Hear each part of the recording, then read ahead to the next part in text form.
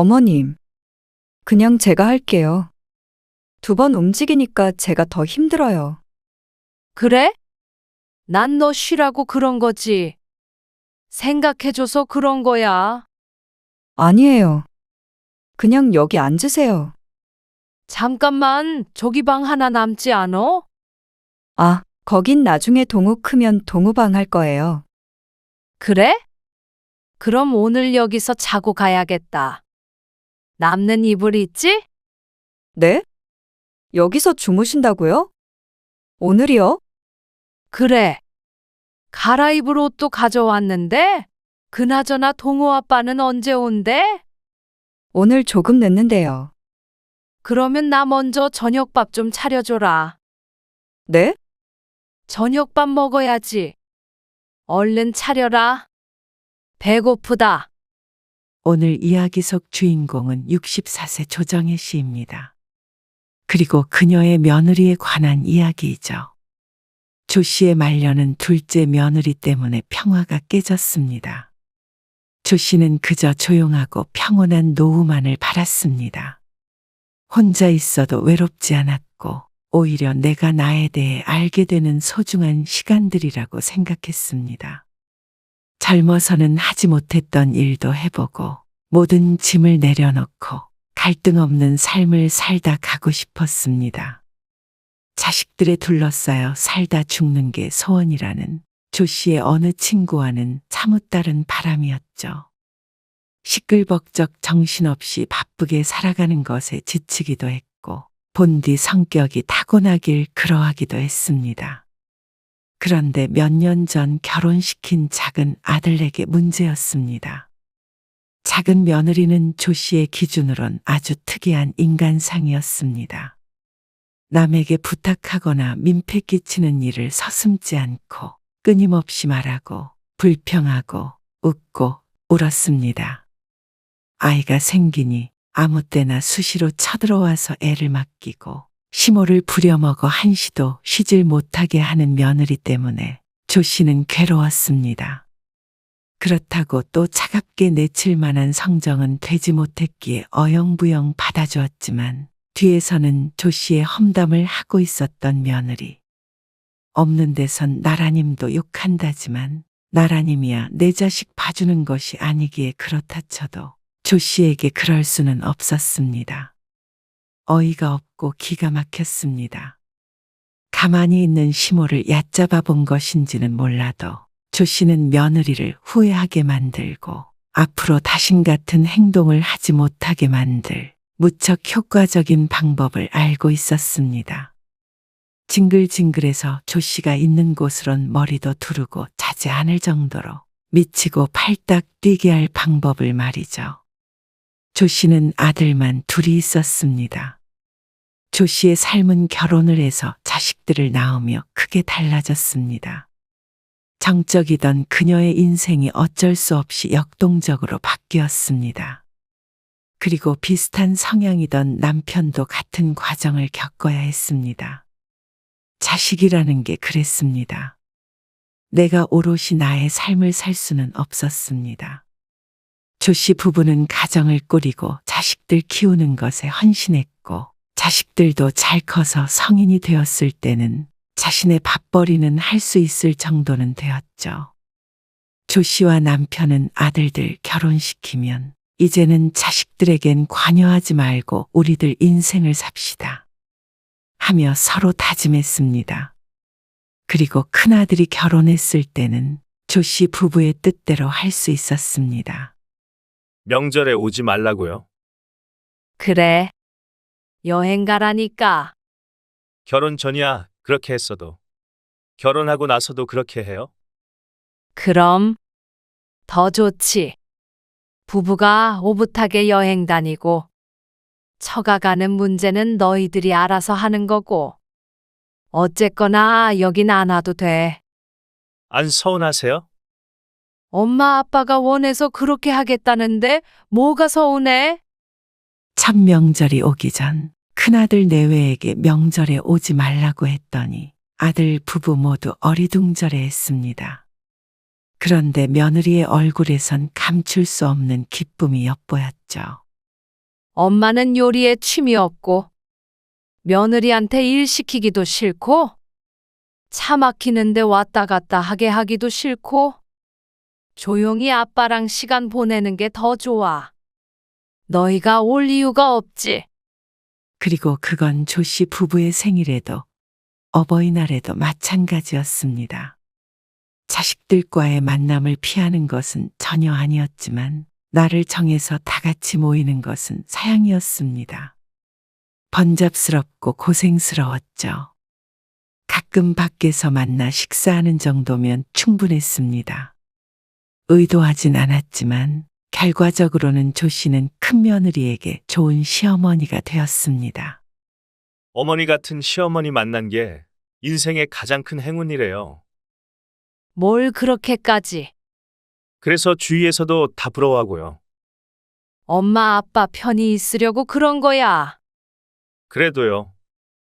아들에게도 말했지만 칭찬 들으려고 한 것은 아니었습니다. 조 씨 부부가 간섭이 싫고 그저 각자 지내는 게 좋아서였습니다. 하지만 어쨌거나 며느리가 그렇게 자랑을 하고 다닌다니 나쁜 기분은 아니었습니다. 그리고 자주 보진 않아도 조 씨는 큰며느리와 사이가 좋았습니다.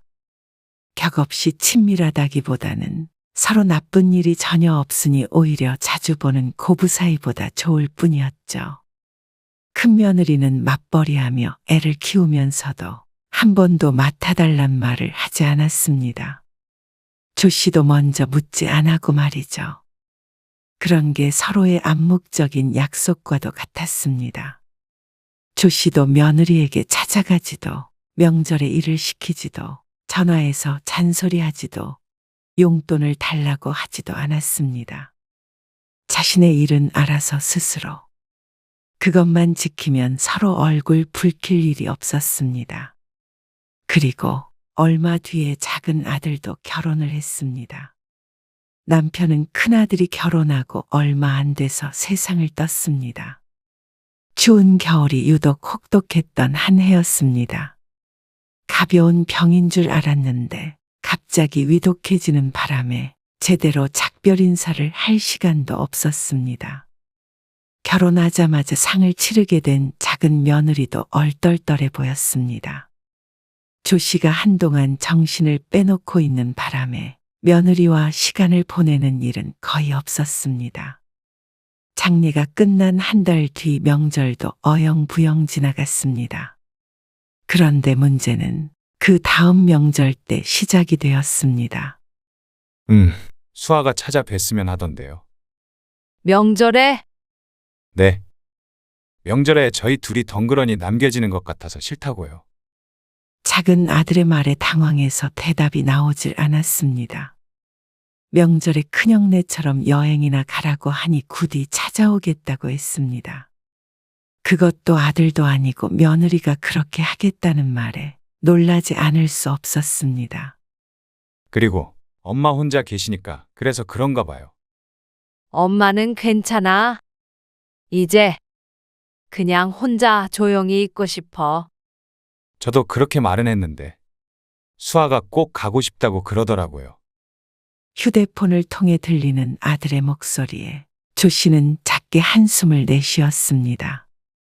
큰아들도 걱정이 됐는지 전화가 왔지만 오지 말라고 하니 수긍을 했습니다. 하지만 작은 아들네는 꼭 오겠다고 고집을 부렸죠. 아이고, 그래. 근데 선물 같은 건 절대 들고 오지 마. 알지? 알죠?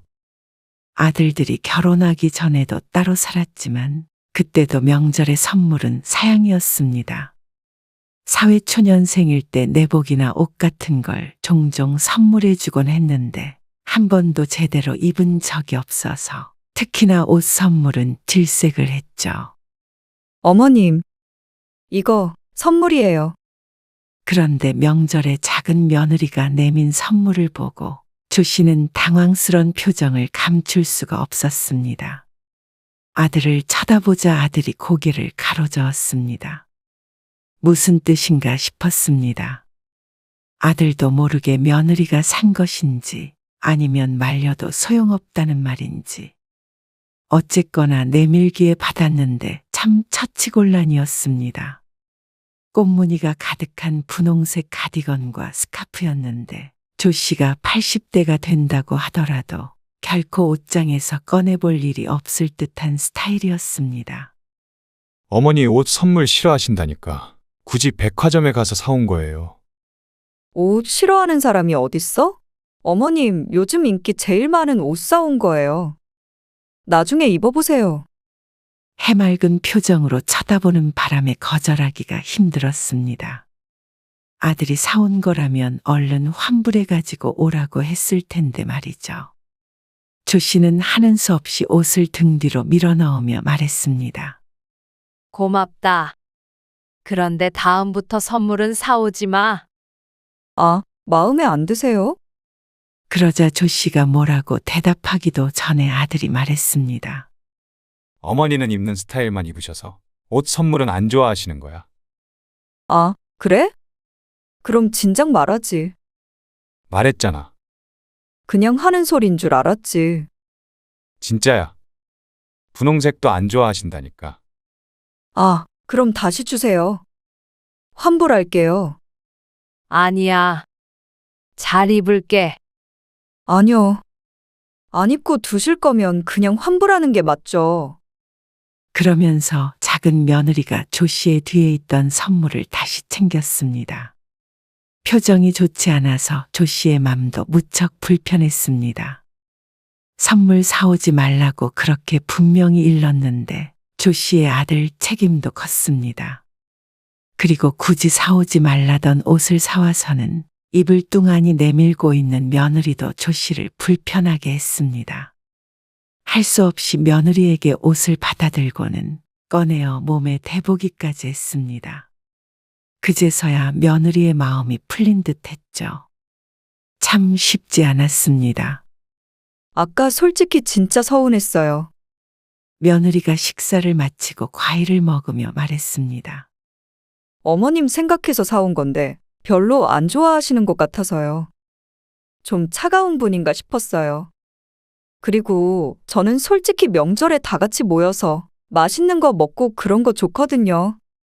저희 집도 차례를 안 지내고 식구가 많지 않아서 전부치고 노는 거 해보고 싶었어요. 과연 명절에 며느리가 전부치는 게 노는 걸로 느껴질 수 있는지 겪어보지 않았으니 하는 말이었습니다. 가족 간의 정 같은 게 좀 없어 보여요. 가뜩이나 아버님도 안 계셔서 저도 어머님 생각해서 온 거거든요. 외로우실까 봐요. 작은 며느리에 대해서 잘 알지는 못했는데 다소 말이 많은 타입이었습니다. 앞으로는 자주 와서 제가 말동무라도 해드릴까요? 아니야. 나는 혼자 조용히 있고 싶다. 에이, 그래도요. 그러다가 치매 걸리세요. 말이 많기도 하지만 말 내용을 가리지도 않았죠. 정말로 다음 명절부터는 안 와도 돼. 둘이 여행을 가던지 아니면 사돈 내에서 하루 더 있어라. 그러자 며느리는 토라져 버렸습니다. 이해할 수 없었습니다. 다들 오지 말라고 하면 좋아하는데 작은 며느리는 장단을 맞추기가 참 힘들었죠. 그런데 이 정도는 약과였습니다. 작은 며느리가 아이를 낳자 조 씨가 무척 고달파졌습니다. 어머님, 저 왔어요. 또 연락도 없이 왔니? 가족끼리 어때서요? 갓 돌이 지난 아이를 안고 며느리가 집 안으로 들어섰습니다. 반가워야 하는데 조 씨는 뒤돌아서서 머리를 짚었습니다. 또 그 장면을 봤다면 며느리가 한 소리를 했을 것이었죠. 혼자 뭐 하고 계셨어요? 책 읽고 있었어. 거 보세요. 제가 잘 왔죠? 심심하셨잖아요. 조 씨에게는 혼자 책을 읽는 게 며느리가 찾아오는 것보다 재밌는 일이었습니다. 아참, 저 이따 애기 놓고 저녁에 잠깐 나갔다 오려고요. 뭐? 점심은 여기서 먹고요. 저녁에 잠깐만 동우 좀 봐주세요. 이렇게 하지 말라고 했잖아. 미리 약속을 한 것도 아니고. 무작정 찾아와서 애를 놓고 가겠다고 하면 어떻게 해? 조 씨의 반응을 보면 알겠지만 며느리의 이런 행동이 오늘 처음이 아니었습니다. 처음에는 당황스러운 마음에 아무 말도 못했을 정도였습니다. 그런데 익숙해진다고 해서 이런 며느리를 막을 수 있는 게 아니었습니다. 그렇게 차갑게 말씀하지 마시라니까요. 며느리는 조 씨에게 늘 차갑다고 말했습니다. 하지만 진짜 차가운 사람이면 문조차 열어주지 않았을 것이었습니다. 그래도 스스로 찾아오는 며느리를 차마 내쫓을 순 없어서 매번 문을 열어주지만 조 씨는 정말 지쳤습니다. 어머님 적적하실까봐 동우 데리고 왔잖아요. 안 적적하다고 몇 번 말해. 아무튼간 우리 어머님 정없게 말씀하시는 거 뭐 있어? 어머님, 냄비 어디 있어요? 고구마나 감자 있어요? 며느리는 쉴 새 없이 떠들었습니다. 밥 언제 먹어요?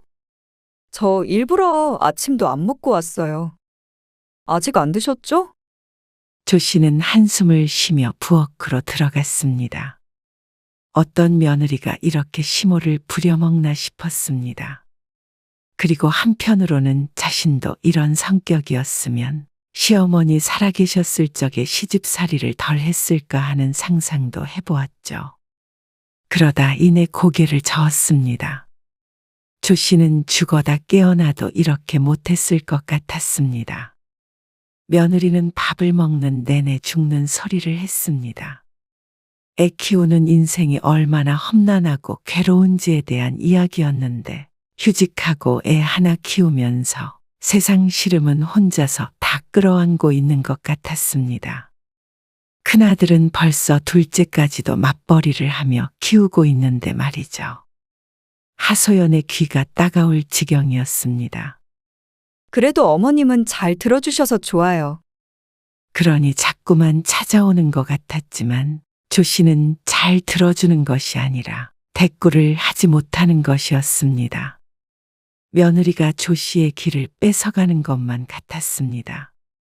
그래서 단호하게 말을 안 해본 것도 아니었습니다. 어머님, 저 지금 어머님 집에 동우 좀 데리고 가려고 하는데 집에 계시죠? 지금 노래교실 가야 해. 노래교실이요? 조 씨의 유일한 활동적인 취미였습니다. 옛날부터 노래 잘하는 사람이 참 부러웠는데 조 씨는 목소리 높여 노래 부르는 것엔 자신이 없었습니다. 나이든 마당에 뭐가 대수냐 하는 생각에 최근에 등록해서 다니고 있었습니다. 아, 저 꼭 맡겨야 하는데 오늘 오후에 나가서 돌아오면 5시 넘어. 그러면 동우는 어떻게 해요? 그걸 왜 조 씨에게 묻는지 몰랐습니다. 알아서 해야지 어쩌냐. 수업에 빠질 순 없으니까. 서운해요. 어머님 손주보다 노래교실이 더 중요하다는 말씀이세요? 어쩌면 취미 생활도 마음대로 못하게 하는지 몰랐습니다. 조 씨는 살면서 모르다는 소리는 들어본 적도 없었는데 작은 며느리에게만은 자꾸 예외가 생겼습니다. 그 전에도 몇 번이나 거절을 했었지만 여태 소용이 없었습니다. 토라졌다가도 하루 이틀이면 금방 또 연락 와서 아이를 맡아달라고 했죠. 나도 내 인생 좀 살자. 애는 너희가 알아서 키워야지. 그러고 전화를 끊자 20분쯤 뒤에 며느리에게서 장문의 문자 메시지가 왔습니다. 다 읽는데도 한참 걸렸는데 처음부터 끝까지 조 씨가 얼마나 차갑고 정이 없는 인간인지와 자신이 얼마나 섭섭하고 서러운지에 관한 내용이었습니다. 그래서 조 씨도 답장을 보냈습니다. 며느리만큼 길게는 아니더라도 그래도 진심을 담아서 한자 한자 답변을 해서 보냈죠. 그런데 며느리는 내용을 잘 읽어보기는 한 건지 조 씨의 메시지에서 맞춤법이 틀린 것을 발견했다며 지적을 했습니다. 조 씨는 헛웃음을 짓고는 휴대폰을 소파에 툭 던져버렸습니다. 진지하게 대꾸했던 자신이 바보가 된 것만 같았습니다. 지인들이 며느리들에 관해 얘기하는 걸 찬찬히 들어보면 여우 같은 며느리보다는 푼수 같은 며느리가 낫다고들 했습니다. 누군가의 며느리는 아들이랑 시모 사이를 이간질하고 시집엔 절대 얼씬도 안 한다고 했습니다. 이간질은 싫지만 얼씬도 안 하는 건 나쁘지 않은 것 같았습니다. 조 씨는 자신의 며느리가 여우인지 푼수인지 구분이 안 갔습니다. 아이 맡기고 시모 부려먹으려는 걸 보면 여우가 맞는데 토라졌다가도 금방 해실거리며 찾아오는 걸 보면 또 푼수 같았습니다. 하지만 이러나 저러나 조 씨와는 결코 맞지 않는 성격임은 분명했습니다. 조 씨는 많은 걸 바라지 않았습니다. 그냥 자식들과 조 씨 사이에 적당한 선이 있었으면 하는 바람뿐이었습니다. 어머님, 이거 뭐예요? 아, 그거. 윤성이 아빠가 옛날에 20몇 년 전 결혼 기념일에 사준 거야. 이거 명품인데요? 맞아. 안쪽 옷장에 걸려 있는 걸 어떻게 발견했는지 며느리의 눈이 반짝반짝 빛났습니다. 며느리가 들고 있는 건 남편에게 받은 원피스였는데 지금도 인기 있는 유명 브랜드의 옷이었습니다. 그리고 조그만 핸드백까지 세트로 함께 있었는데 과장을 조금 보태자면 지금 보아도 촌스럽지 않고 새 옷 같았습니다. 몇 번 입어보지도 않고 모셔두었으니 당연한 것인지도 몰랐죠. 이거 지금은 못 입지 않아요? 당연했습니다. 젊었을 적 몸에 맞았던 원피스가 지금 맞을 리가 없었습니다. 그러자 며느리가 갑자기 신이 나서 말했습니다. 그럼 이거 저 물려주시면 안 돼요? 뭐? 안 돼. 왜요? 왜냐니? 소중한 거니까 그렇지. 원래 이런 건 자식들한테 물려주지 않아요? 어머님은 딸이 없으시니까 저한테 주시면 되잖아요. 말도 안 되는 어거지를 부리는 며느리 때문에 오늘도 조 씨는 뒷목을 잡아야 했습니다. 친딸이어도 그건 안 돼. 아니, 어머님. 맨날 안 된다는 소리만 하세요.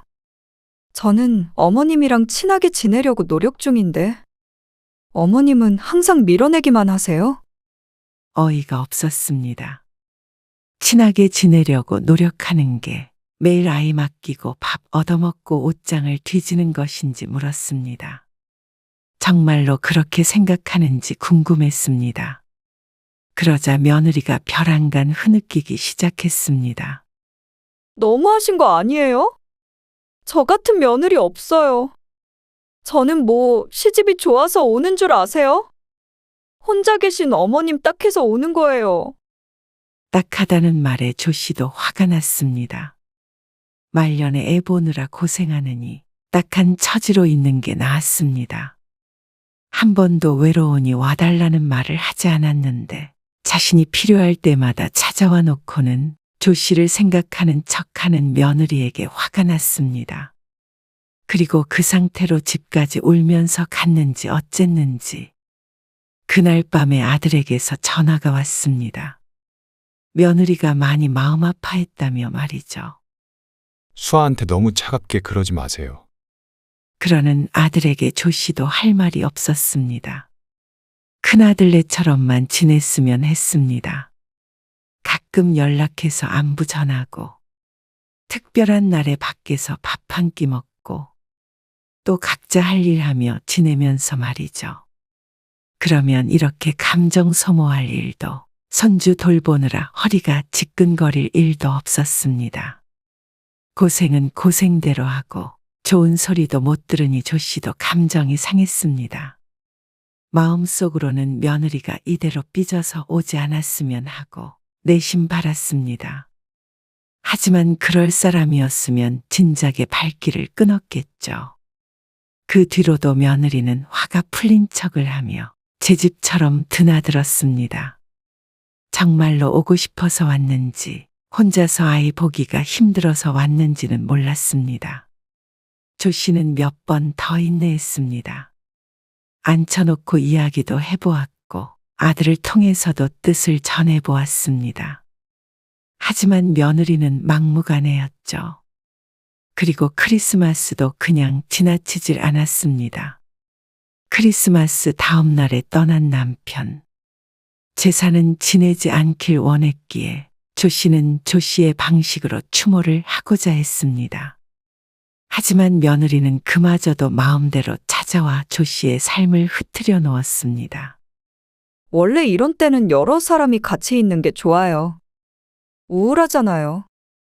오늘은 조용히 있다가 내일 납골당에 다녀올 생각이었습니다.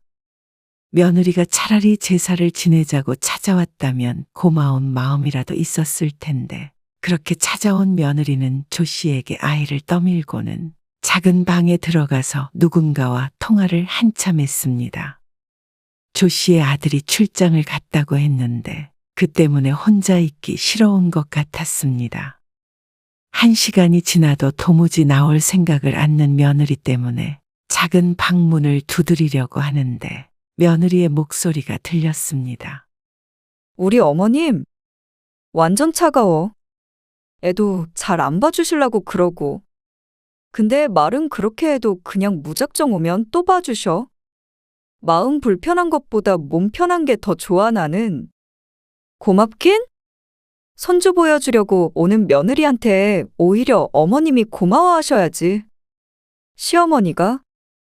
깔깔 웃는 소리가 참으로 불편하게 들렸습니다. 조 씨를 생각해 주는 것인지 아닌지 늘 헷갈렸는데 헷갈릴 일도 아니었습니다. 정말로 혼자 있는 조 씨가 걱정되었다면 애를 돌보게 하지도 않았을 테니 말이죠. 그걸 고마워하기는커녕 전화로 심호 흉이나 보는 며느리. 조 씨도 나이가 드니 물러지긴 한 모양이었습니다. 여태 봐주었던 자신이 바보였습니다. 조 씨는 한숨을 쉬었습니다. 또 오지 말라고 했다가는 울고 불고 사람을 피곤하게 할 며느리였습니다. 그리고 또 제 발로 찾아오겠죠. 그래서 조 씨는 이 세상 물정 모르는 젊은 며느리에게 시어머니가 뭔지 보여주기로 했습니다. 신년이 되었을 때 조 씨는 외투를 입으며 며느리에게 전화를 걸었습니다. 동호 엄마, 집이지? 네? 자던 중이었는지 며느리가 비몽사몽 전화를 받았습니다. 자고 있던 거 보니까 집이네. 지금 그리로 갈게. 여기로 오신다고요? 갑자기 무슨 일로요? 놀러 가지. 네? 조 씨는 전화를 끊었습니다. 그 시간이 오전 7시 반이었습니다. 그리고 며느리 집에 도착했더니 딱 8시였죠. 윤성이는 출근했어? 네. 며느리의 머리가 까치집을 했습니다. 아들이 결혼하고 남편과 딱 한 번 오고 그 뒤로는 처음이었습니다. 며느리가 당황한 것도 이해가 갔습니다. 너 동호 보기 힘들다고 그래서 왔지. 그러자 며느리의 얼굴에 화색이 돌았습니다. 하지만 조 씨는 말과는 다르게 손주 쪽은 거들떠보지도 않았습니다. 그리고는 주방에서 찬장 문을 하나씩 열어보기 시작했습니다. 뭐, 찾으세요? 아니야. 그냥 구경. 우리 며느리가 살림을 잘하나 못하나. 아이고, 농담이야. 들어가서 쉬어. 네. 그럼 저 한숨 더 잘게요. 그래. 며느리가 들어가고 5분 정도 있다가 조 씨가 며느리를 불렀습니다. 동호 엄마, 네? 며느리가 문을 열고 나왔습니다. 아니, 동호 뭐 좀 해주려고 하는데 냄비 어디 있냐고. 아, 거기 가스렌지 위에 있어요. 아, 바로 여기 있었네. 알았어, 얼른 들어가 봐. 네. 그리고 또 5분 뒤에 불러서 물었습니다. 냉장고에 있는 이거 먹여도 돼? 네. 돼요. 동호 엄마, 이건 어디다 놓을까? 그냥 두세요. 동호 엄마, 동호 장난감 더 있어? 조 씨는 쉬지 않고 며느리를 불러 제꼈습니다. 그리고 시덥잖은 질문은 한 뒤에 다시 말했습니다. 알았으니까 얼른 들어가 쉬어. 몇 번 반복되자 며느리가 쉴 수 있을 리가 없었죠. 2시간쯤 흐르자 며느리가 눈밑이 퀭해져서 거실에 앉아 있었습니다. 계속 왔다 갔다 하게 만들었으니 아마 평소보다도 힘들 것 같았습니다. 그리고 이틀 뒤에 그렇게 또 찾아갔습니다. 어머님, 그냥 제가 할게요. 2번 움직이니까 제가 더 힘들어요. 그래? 난 너 쉬라고 그런 거지. 생각해줘서 그런 거야. 아니에요. 그냥 여기 앉으세요. 잠깐만, 저기 방 하나 남지 않어? 아, 거긴 나중에 동우 크면 동우 방 할 거예요. 그래? 그럼 오늘 여기서 자고 가야겠다. 남는 이불 있지? 네? 여기서 주무신다고요? 지금 오늘이요? 그래. 갈아입을 옷도 가져왔는데? 조 씨가 거실에 놓여 있던 자신의 가방을 가리키며 말했습니다. 며느리는 얼이 빠진 듯 보였습니다. 생전 그런 적이 없던 조 씨였으니 놀랄만도 했습니다. 그나저나 동호 아빠는 언제 온대? 오늘 조금 늦는데요. 그러면 나 먼저 저녁밥 좀 차려줘라. 네? 저녁밥 먹어야지. 며느리가 얼떨떨한 표정을 지었습니다. 그런 며느리를 모른 채 하고 조 씨가 식탁 앞에 앉았습니다. 그리고 요리하는 며느리에게 끊임없이 말을 걸었습니다. 그래, 그 친구가 뭐라고 했는 줄 알아? 아, 잠시만요. 저 이것 좀 하고요. 그 친구가 마이크를 넘겨봤더니 남편 흉을 보기 시작하는 거야. 아, 그래요? 그래. 그래서 사람들이 다 웃었는데 조 씨는 웃기지도 않은 얘기를 떠들어댔습니다. 건너 들은 아는 사람 이야기, 친구의 며느리 이야기, 노래교실에서 있었던 이야기. 며느리가 궁금해할 리가 없었습니다. 근래 들어 조 씨는 가장 많이 말을 한 것 같았습니다. 며느리는 시어머니의 수다를 들어주기가 괴로워 보였습니다. 자신이 떠들어댈 때는 그렇게 신나 보이더니 듣는 것엔 재주가 없는 모양이었죠. 그날 며느리 집에서 잠을 자고 다음날 아침밥같이 야무지게 얻어먹은 뒤에 집으로 돌아왔습니다. 그리고 그 다음날 바로 또다시 찾아가자 며느리의 표정이 돌변했습니다. 이 노인네가 뭘 잘못 먹었나 하는 얼굴에 웃음이 나올 것 같았습니다. 애를 봐준다더니 와서 놀고 먹다가는 시어머니가 곱게 보일 리가 없었습니다. 어머님, 요즘엔 노래교실 안 가세요? 노래교실이 중요하냐, 손주가 중요하냐 물었던 건 까먹은 듯 했습니다. 노래교실이 중요하니? 손주랑 노는 게 더 좋지. 며느리도 적적할까봐 찾아왔는데 싫으니? 아니요. 적적하진 않은데. 점심 언제 먹을 거야? 그리고 그걸 한동안 반복했는데 어느 날 며느리와 아들이 대화를 나누는 얘기를 듣게 됐습니다. 여보, 어머님 치매 아니셔? 뭐? 치매? 진짜 요즘에 이상해. 왜 자꾸 우리 집에서 잔다고 그러시고, 냄비를 앞에 두고 냄비 어딨냐고 물으시고, 했던 말 또 하시고, 2번, 3번 불러도 어쩔 땐 대답도 잘 안 하시고. 무슨 치매야? 말도 안 되지. 그니까, 나도 이상해. 근데 원래 국어 선생님이라 그런가. 말을 1시간 넘게 끊임없이 하셔. 진짜 신기한데 나 힘들어 죽겠어. 그래도 당신이 어머니 많이 챙겼으니까 고마워서 오시는 거겠지. 당신 딸처럼 생각하니까. 근데 당일 아침에 갑자기 연락하고 불쑥불쑥 오신단 말이야. 가족끼리 뭐 어때? 당신도 연락 안 하고 찾아가고 그러잖아. 그렇긴 하지만 당신도 어머니랑 가까이 지내고 싶다고 했잖아. 잘 됐네.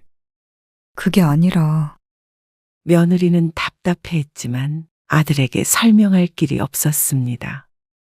원래 시집살이라는 것이 그런 것이었습니다. 윽박 지르고 괴롭히는 시집살이보다도 이런 은근한 시집살이가 더 무서운 법이었습니다. 본인 외에는 아무도 몰라주니 말이죠. 그리고 조 씨는 명절에도 며느리를 불렀습니다. 며느리의 소원대로 전부치기를 하루 종일 시켰더니 아주 기가 질렸습니다. 다시는 명절에 오겠다고 안 할게 분명한 표정으로 집에 돌아갔습니다. 그리고 몇 달 뒤, 어느 날부턴가 며느리가 조 씨를 피하기 시작했습니다. 오늘은 내 데리고 안 오니? 아니요. 저 집에 있으려고요. 우리 며느리가 해주는 수제비가 먹고 싶었는데 내가 갈까 그럼? 아니요. 아니요.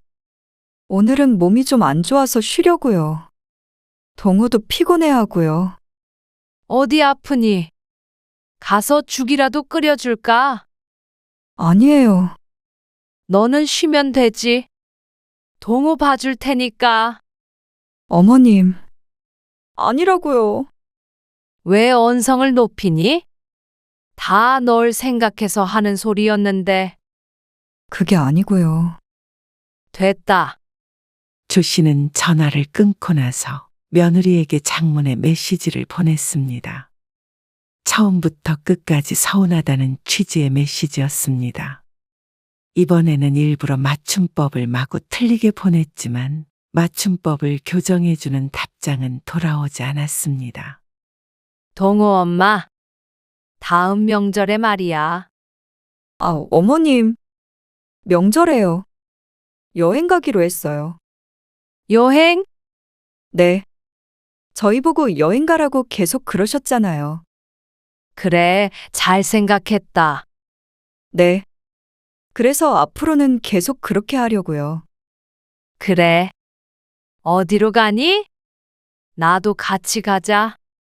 네? 같이 가면 좋잖냐? 네 말대로 동호 아빠 떠나고 외로운데 자식들이랑 같이 여행하면 좋겠지. 그러자 며느리가 기겁을 했습니다. 그리고는 아들을 통해서 조 씨를 설득했습니다. 조 씨가 화난 척하자 아들도 골치가 아픈 모양이었습니다. 그래. 너희끼리 다녀와라. 마지못해 보내주는 척을 하니 며느리가 냉큼 여행을 떠났습니다. 그리고 조 씨에게는 평화가 찾아왔습니다. 작은 아들이 결혼하고 나서 이렇게 마음이 편했던 적이 없었습니다. 쫓아냈다면 또 슬금슬금 왔겠지만 제 발로 도망간 며느리이기 때문에 다시 올 걱정이 없어 보였습니다. 그리고 또다시 온다면 아직 써먹을 시집살이가 30종류가 넘게 남아 있었습니다. 네가 요즘 오지도 않고 내가 가지도 못하게 하니까 너무 외로워. 제가 바빠서요. 왜 이제 동호 봐달라고도 안 해? 다 컸는데요. 뭘. 이제는 어머님 힘들게 안 맡기죠. 아이고, 그래서 노래교실이나 갈까 해. 정말요? 잘 생각하셨어요. 며느리가 무척 기뻐했습니다. 그리고 휴대폰을 들고 조 씨도 며느리에게 보이지 않게 웃었습니다. 남들이 들으면 어이가 없어 웃었겠지만 너무나도 확실한 방법이었습니다. 며느리 시집살이 시킨답시고 쫓아다니느라 조 씨가 고생을 하긴 했지만 충분히 보람이 있는 시간이었습니다. 이제는 그토록 원하던 평화로운 노후를 보낼 수 있게 되었으니 말이죠.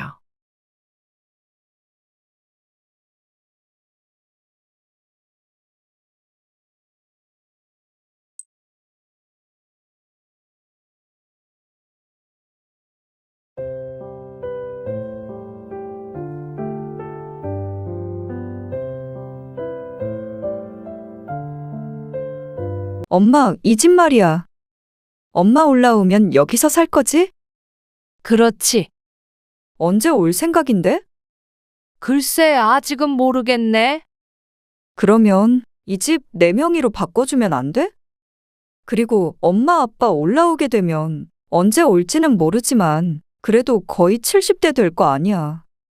그러면 그때 여기서 같이 살면 되잖아. 같이 살자고? 너희 자리 잡으면 집 사서 나가야지. 그때쯤 올라올 생각이었어. 아니, 나중에 올라오면 그래도 자식이랑 같이 사는 게 좋지 않아? 불편하게 어떻게 이 식구가 다 같이 살아? 근데 그건 그거고, 명의를 왜 바꿔야 하는데? 그래야 우리도 안정감 있게 살지. 그럼 엄마 아빠는 안정감 없이 살고, 우리 데리고 사는 대가로 집을 달라는 거지, 지금? 에이, 그렇게 말하면 너무 정없이 느껴지고. 남들은 자식들이랑 같이 살고 싶어 하던데. 당신은 왜 이렇게 차가워? 차가운 게 아니라, 말년에 자식 눈치, 사위 눈치 보면서 살게 될까봐 그렇지. 우리 딸이랑만 사는 거 아니잖아. 오늘 이야기 속 주인공은 64세 손종희 씨입니다. 그리고 그녀의 딸과 사위에 관한 이야기이죠. 손 씨는 길을 가다 모르는 이에게 뒤통수를 맞아도 너털웃음을 지을 수 있을 것 같았습니다. 자식에게 뒤통수를 맞는 것에 비하면 그건 아무것도 아니었습니다. 손 씨는 잘 살아보려고 아등바등하는 딸과 사위가 안쓰러워 도와주고 싶은 마음이었습니다. 그래서 손에도 감수하고 세를 주던 집을 딸 부부에게 공짜로 내주었습니다. 따지고 보면 매달 100만 원 이상을 보태준 것이나 마찬가지였습니다. 다만 전제는 자리 잡을 때까지만이었습니다. 받을 땐 눈물이라도 흘릴 듯이 기뻐하던 딸 부부는 금세 돌변했습니다. 길어야 3년 정도 빌려줬다고 생각했던 손 씨와는 다르게 딸과 사돈네는 다른 생각을 하고 있었던 것 같았습니다. 딸과 사위는 이미 자신들의 집이라도 된 것처럼 굴었고 사돈은 그 집을 빌미로 손 씨 부부가 노후에 딸에게 부양을 요구할까봐 걱정되는 듯했습니다. 누구도 몇 년 뒤에 그 집을 손 씨 부부에게 얌전히 돌려줄 생각은 하지 않고 있었습니다. 아무리 부모 자식 사이라고 하더라도 너무했습니다. 부모의 재산은 당연히 대가 없이 자신이 가질 수 있다고 생각하는 딸의 모렴치가 황당했고 한편으로는 허무했습니다. 내가 딸을 이렇게 키웠나 싶었습니다. 돈 앞에서는 부모 형제도 없다더니 딱 그 말이 맞았죠. 그동안 이래도 저래도 서운하다 소리 한 번 안 했던 손 씨이기 때문에 얕잡아 본 것인지도 몰랐습니다. 하지만 자식이 부모를 부모로 생각하지 않는다면 부모도 자식을 자식으로 볼 필요가 없었습니다. 손 씨는 자식이 둘이었는데 첫째가 아들, 둘째가 딸이었습니다. 둘째인 딸은 특히나 남편의 사랑을 많이 받고 컸습니다. 어쩔 때 보면 아들이 서운해하지 않을까 싶을 정도였지만 워낙 성격이 무던한 탓에 한번 불평한 적도 없었죠.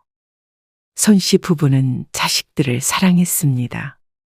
잘 교육시키려고 노력했고 바르게 키우려고 노력했습니다. 그리고 둘 다 취직을 해서 사회에서 한 사람 몫을 하며 사는 모습을 보고는 손 씨의 바람대로 잘 자라준 줄 알았습니다.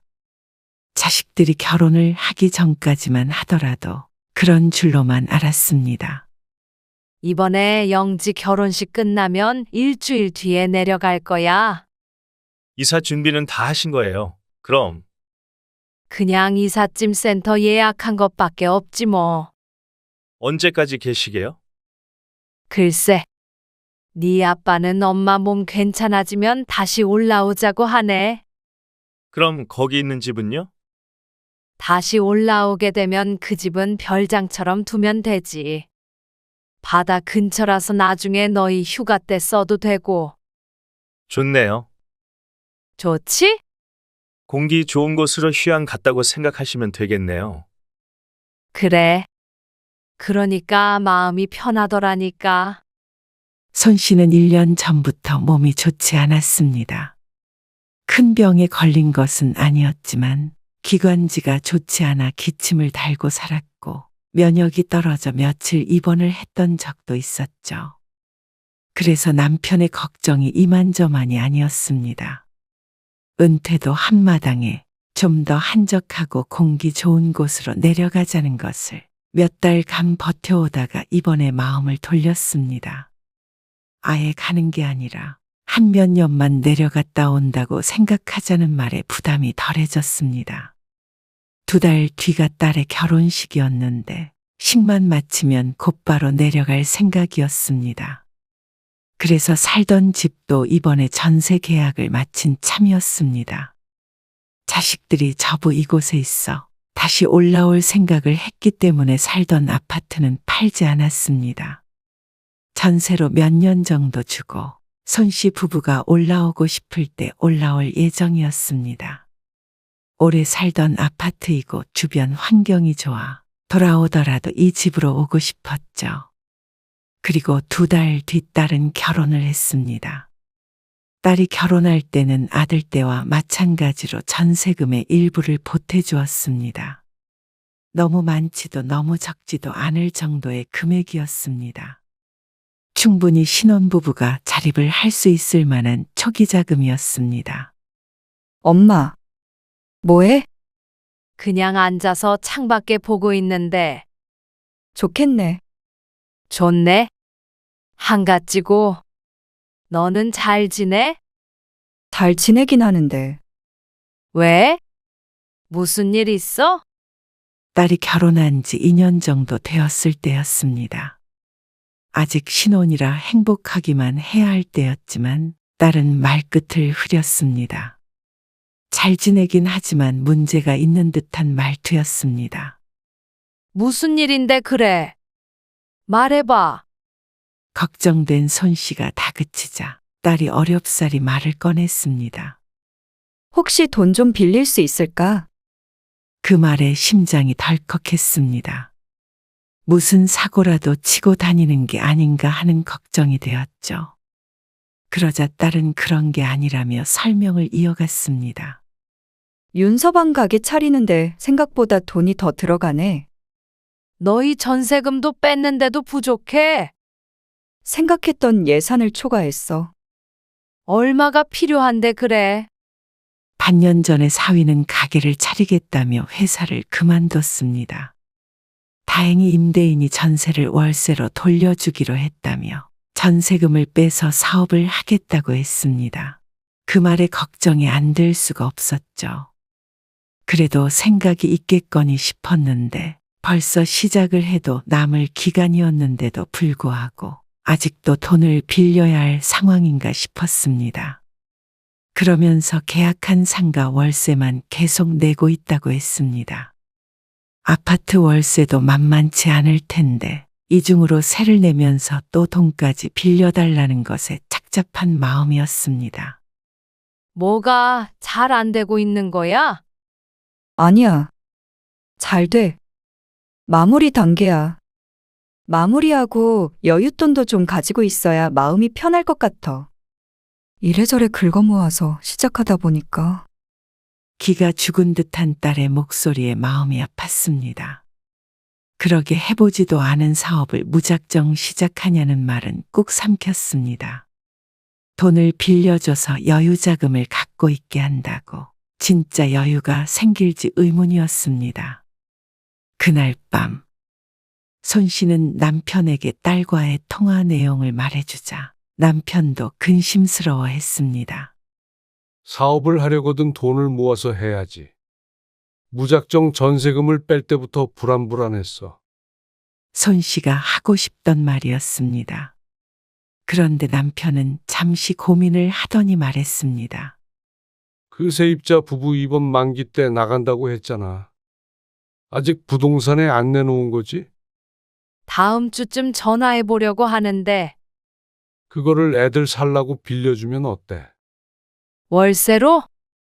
그렇다고 영지한테 월세를 받기는 그렇고 자리 잡을 때까지만 들어가서 살으라고 하면 되지. 월세 전혀 안 받고?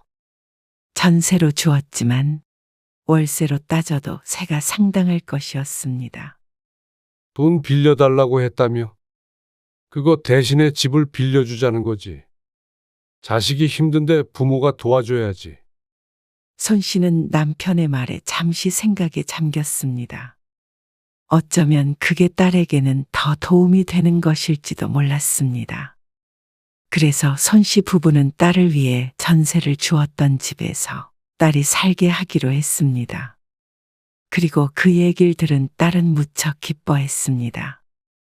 그리고 사위에게도 전화가 왔습니다. 장모님, 감사합니다. 감사하긴. 당분간 집은 걱정 말고 얼른 자리 잡어. 네. 그렇게 할게요. 열심히 해보겠습니다. 명절이나 돼야 통화할 수 있던 사위의 목소리를 오랜만에 들었습니다. 그래도 손 씨 부부가 자식의 숨통을 조금이나마 트이게 해준 것 같아서 뿌듯했습니다. 그리고 시간이 흘렀습니다. 손 씨 부부는 딸이 출산할 때 딱 한 번 올라갔습니다. 영지야. 다다음 주에 아빠랑 같이 한번 올라갈 거거든, 병원 때문에. 그때 잠깐 들를까 하는데. 애기도 보고. 아, 우리 집에? 응, 왜? 시간 안 되니? 아니, 괜찮아. 그래. 지금은 뭐 해? 나 잠깐 운동하러 나왔어. 애기는 어쩌고? 집에 시어머니 와 계셔서. 봐주고 계시지. 아이고, 감사하네. 애도 봐주시고. 그렇지. 사돈은 딸이 사는 집에서 30분 정도 걸리는 곳에서 살고 있었지만 요새는 거의 딸의 집에 있는 듯 했습니다. 어린 손주를 봐주기 위함이기 때문에 손 씨는 사돈에게 고마웠습니다. 친정엄마가 멀리 있는 바람에 도움을 못 줬는데 그래도 며느리가 운동할 시간도 주는 것에 감탄했습니다. 그리고 약속한 날이 되었을 때 손 씨 부부가 딸의 집으로 갔습니다. 2년간 다른 집에 살았더니 원래 집이 더 낯선 기분이었습니다. 그런데 약속한 시간에 문 앞에 도착해서 초인종을 눌렀더니 딸이 아닌 다른 사람이 튀어나왔습니다. 어머나, 안녕하세요. 오랜만에 뵙네요. 아이고, 잘 지내셨어요? 네. 안 그래도 오늘 오신다고 해서 저는 가보려고 했는데 애가 하도 보채서요. 일단 어서 들어오세요. 아, 네. 사돈이 손 씨 부부를 집으로 들이며 말했습니다. 애 때문에 집이 좀 어수선하죠? 이해해 주세요. 하도 어질러가지고요. 아니에요. 거기 거실에 편한데 앉으셔요. 네. 저 영지는 어디? 잠깐 요 앞에 편의점에 갔어요. 차 한 잔 드실래요? 꼭 사돈네 집에 온 것 같은 마음에 무척 불편했습니다. 남편도 그런지 자꾸만 자세를 고쳐 앉으며 헛기침을 했습니다. 사돈이 있다면 있다고 말을 해야지 어딜 갔나 싶어 딸이 원망스러웠죠. 주위를 둘러보자 이제는 전혀 손 씨의 집처럼 느껴지지 않았습니다. 리원이도 보고 싶으셨죠? 그럼요. 하지만 손주가 안사돈에게 딱 붙어서 오질 않았습니다. 얘가 늘 제가 봐주다 보니까 손을 타가지고요. 지 할아버지한테도 잘 안 가요. 서운한 마음이 들긴 했어도 같이 보낸 시간이 있으니 당연하다고 생각했습니다. 애들 걱정 많으실 텐데. 잘 살고 있어요. 하는 사업도 자리 잘 잡아가고 있고요. 다행이네요. 에휴, 이 집이 애들 집이면 참 좋겠는데. 집 있고 둘 다 돈 벌면 그럼 걱정할 게 없죠. 그쵸? 한숨을 쉬면서 하는 말에 손 씨가 뭐라 대꾸해야 할지 몰라 어색한 미소를 지었습니다. 맞는 말이긴 한데 어쩐지 말투에서 은근함이 느껴졌으니 말이죠. 그렇죠? 그런데 안사돈이 손 씨의 의중을 재차 물었습니다. 아, 금방 자리 잡아서 집도 사고 하겠죠. 그러자 안사돈이 갑자기 입을 꼭 다물었습니다. 그리고 5분 정도 침묵이 흐른 상태로 있자 딸이 들어왔습니다. 급하게 뭘 사러 나갔었다며 사과했지만 손 씨는 어쩐지 더는 앉아있기가 힘들었습니다. 사돈과 함께 있으려니 눈치도 보였고 불편했습니다. 꼭 애 키우느라 정신없는 집에 눈치 없이 찾아온 손님이 된 것 같은 기분이었습니다. 그래서 손 씨 부부는 딸의 집에 도착한 지 30분도 되지 않아서 일어났습니다. 함께 밥이라도 먹고 가려고 했지만 빨리 일어나 주는 게 서로에게 좋을 것 같았죠. 어머, 벌써 가시게요? 말은 그렇게 했지만 붙잡는 신용은 하지 않았습니다. 딸도 어리둥절해 하면서도 배웅을 했죠. 얼른 내려가 봐야지. 알겠어. 그러면 운전 조심해서 가세요. 그래. 손 씨는 속으로 생각했습니다. 앞으로 딸이 이 집에 사는 동안에는 되도록이면 오지 말자고 말이죠. 서운해서도 아니었고 그게 맞는 듯 했습니다. 은연중에 내 집이니까 라는 생각을 했었는데 딸이 살고 있으니 불편한 게 이상한 게 아니었습니다. 다음부턴 이런 일은 피하고 싶었습니다. 그래서 반년 뒤에 아들네 셋째의 돌잔치가 있을 때도 딸의 집에서 묵지 않았습니다. 너희는 나라에서 상 안 줘. 애를 셋이나 낳았으니까 애국자잖아. 안 그래도 3명 낳으면 돈 많이 줘요. 너스레를 떨며 웃는 아들을 보고 손 씨 부부도 웃었습니다. 저희 집에서 주무시고 가세요.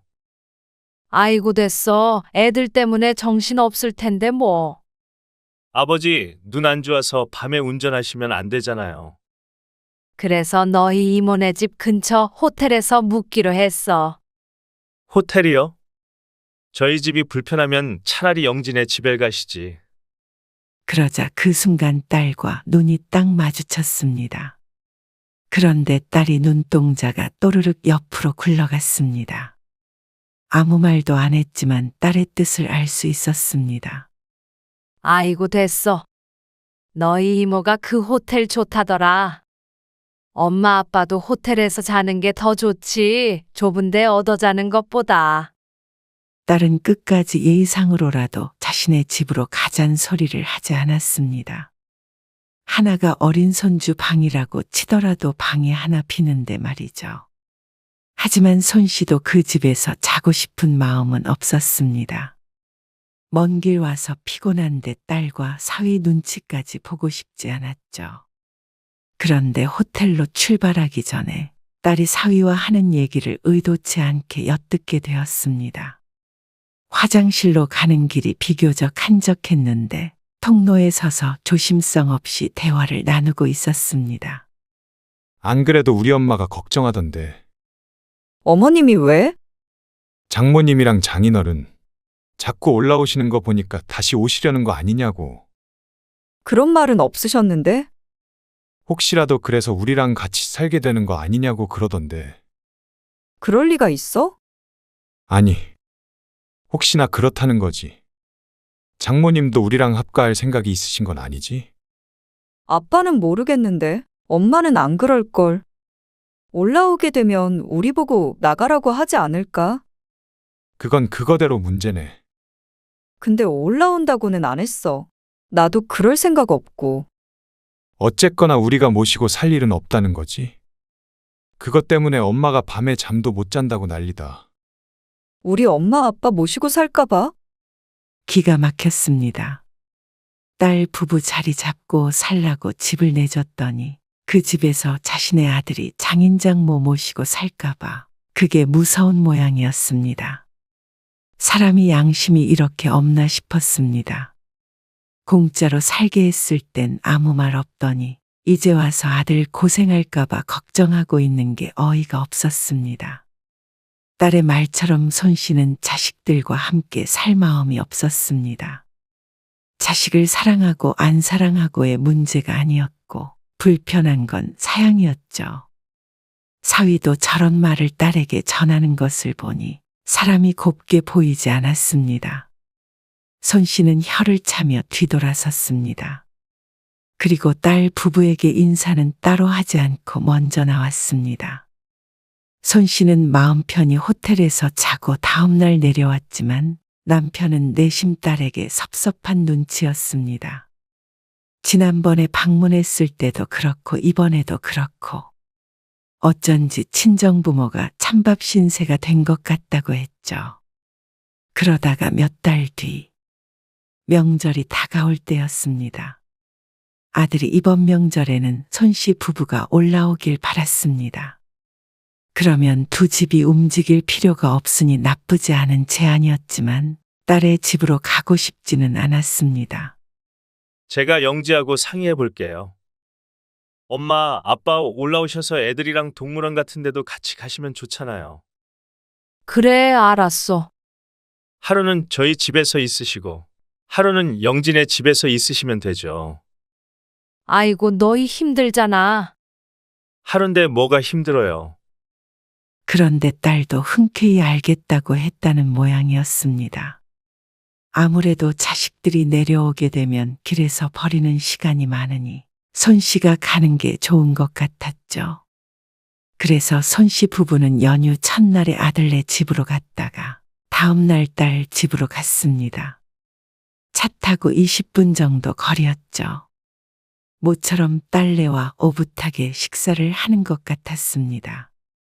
그런데 딸이 뜻밖의 말을 했습니다. 엄마, 이 집 말이야. 응? 엄마 올라오면 여기서 살 거지? 그렇지. 달리 집이 없으니 당연했습니다.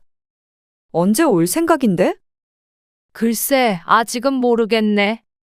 그러면 이 집 내 명의로 바꿔주면 안 돼? 뭐? 딸의 말에 손 씨도 남편도 깜짝 놀랐습니다. 아니, 들어봐. 그리고 엄마 아빠 올라오게 되면 언제 올지는 모르지만 그래도 거의 70대 될 거 아니야. 그러면 그때 여기서 같이 살면 되잖아. 같이 살자고. 너희 자리 잡으면 집 사서 나가야지. 그때쯤 올라올 생각이었어. 아니, 나중에 올라오면 그래도 자식이랑 같이 사는 게 좋지 않아? 불편하게 어떻게 이 식구가 다 같이 살아?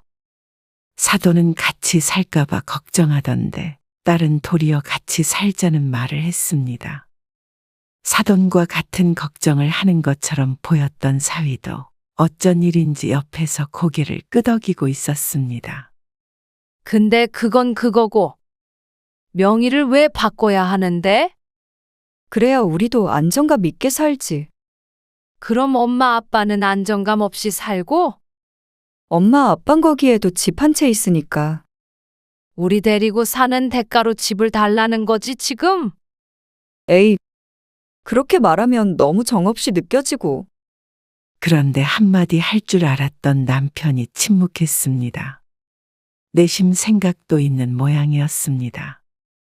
내려가서 평화롭게 사는 건 좋지만 손주 재롱 보면서 사는 것도 좋았을 거라고 말했던 남편이었습니다. 그러니 사랑하는 딸과 손주랑 같이 사는 걸 상상하고 있는지도 몰랐습니다. 같이 살면 그게 좋아? 집에 돌아와서 남편에게 물었더니 남편은 그게 뭘 어떠냐는 듯한 반응이었습니다. 손주 재롱 보고 싶으면 그냥 근처 살면서 보면 되지. 남들은 자식들이랑 같이 살고 싶어 하던데. 당신은 왜 이렇게 차가워? 차가운 게 아니라 말년에 자식 눈치, 사위 눈치 보면서 살게 될까봐 그렇지. 우리 딸이랑만 사는 거 아니잖아. 그러자 그 말도 맞는지 남편은 아무 말 하지 않았습니다. 남편도 사위와 함께 살 수 있는 성격도 아니었습니다. 그리고 무엇보다 그 집을 딸에게 줄 이유가 없었습니다. 그동안 살게 한 것도 손씨 부부에게는 경제적 손실이 상당했습니다. 하지만 딸이니까 도와준 것이었죠. 그런데 덜컥 아파트를 딸에게 줘버릴 수는 없었습니다. 아들이 있어서도 그랬고 손씨 부부의 노후 자금이니 더더욱 그럴 순 없었죠. 그리고 부모를 하룻밤 재워주는 걸 부담스러워하던 딸을 생각하면 결코 좋은 생각이 아니었습니다. 그날 딸에게 말은 안 했어도 많은 생각을 하게 되었습니다. 노후에는 자식이 아니라 부부밖에 없다는 생각 같은 것 말이죠. 손씨가 같이 살 마음도 명의를 넘겨줄 마음도 없어 보이자 딸은 안달이 난 듯 했습니다. 그리고 그런 딸의 반응을 보니 손씨는 어쩐지 더 물러서게 되었습니다. 어쩌면 괜히 딸 부부를 살게 했나 싶은 마음도 있었습니다. 돈을 빌려줬으면 받는 게 더 쉬웠을 텐데 집이라는 게 돌려받기가 상대적으로 힘들었으니 말이죠. 하도 딸이 닥달하는 바람에 신경이 쓰여서 살 수가 없었습니다. 아무리 전화로 안 된다고 해도 떼를 썼습니다. 내가 내일 내려갈까? 너 일 안 하니? 아님 주말에. 결국에는 얼굴을 맞대고 얘기를 해야 끝날 모양이었습니다. 그래서 손씨가 한숨을 쉬며 딸에게 말했습니다. 됐다, 됐어. 주말에 아빠랑 같이 올라갈게. 정말? 그래. 알았어. 주말 윤서방이 애기 데리고 나들이 가자고 했는데 둘만 가라고 해야겠다.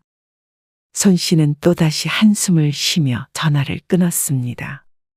골치가 아팠습니다. 제대로 거절을 하려는 것인데 딸은 신이 나서 전화를 끊었죠. 도대체가 왜 모든 부모가 자식들이랑 살면 좋다고 생각하는지 몰랐습니다. 그 자식들 또한 부모랑 살기 싫으면서 말이죠.